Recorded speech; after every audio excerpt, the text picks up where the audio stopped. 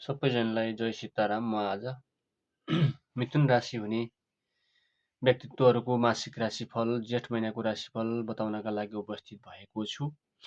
जेठ महिनाको प्रारम्भमा सूर्य र बुध 12औं भावमा रहने भएकाले खर्चको मात्रामा अलिकै बढ्न सक्ने खालको स्थितिहरू बनेको छ। विशेष गरी यात्रा, स्वास्थ्य, आवश्यक पर्ने घरेलु कामकाजहरूमा खर्चहरू बढ्ने खालको स्थितिहरू बनेको छ। मङ्गल 11औं भावमा रहेको आम्दानीका स्रोतहरूमा केही नयाँ स्रोत खुल्ने खालको स्थिति पनि देखिएको छ। साथीभाइको नयाँ नयाँ साथीभाइसँग भेटघाट हुने खालको स्थितिहरू पनि बनेको छ।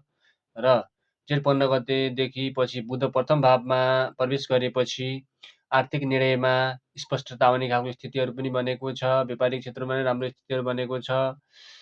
महिनाको उत्तरार्धहरूमा आयमा वृद्धि हुने खालको स्थितिहरू पनि बनेको छ। त्यही भएर हजुर एकदम ध्यानपूर्वक अगाडि बढ्नु हजुरलाई राम्रो हुने स्थिति बनेको छ। र पारिवारिक वैवाहिक जीवनको लागि चाहिँ शुक्र प्रथम भावमा रहेकोले तपाईँको व्यवहारमा आकर्षण, मिठास तथा सम्बन्धमा सुधार आउने खालको स्थितिहरू पनि बनेको छ।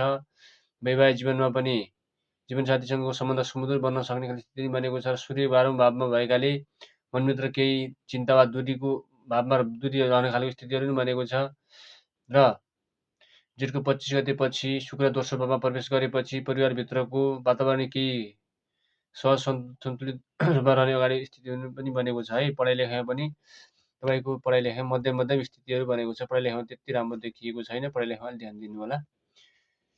पढाइ लेखाइमा अलिक मध्यम स्थिति देखिएको छ। अनि रोग व्याधिले केही स्थितिहरू सिर्जना गरेको छ है। हजुरहरूले चाहिँ अत्याधिक खानपानमा ख्याल गर्नुहोस् है। दिनचर्यामा खानपिन कार्यहरूमा एकदम ख्याल गरेर मात्रै अगाडि बढ्नु होला।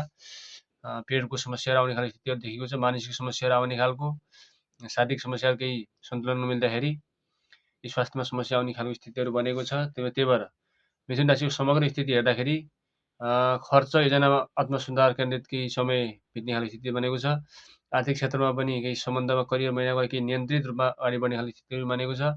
धैर्यताका साथ आफ्नो व्यवहारमा लागि परेको अवस्थामा हजुरलाई कुनै पनि कार्य सहज हुने खालको स्थितिहरू निर्माण भएको छ।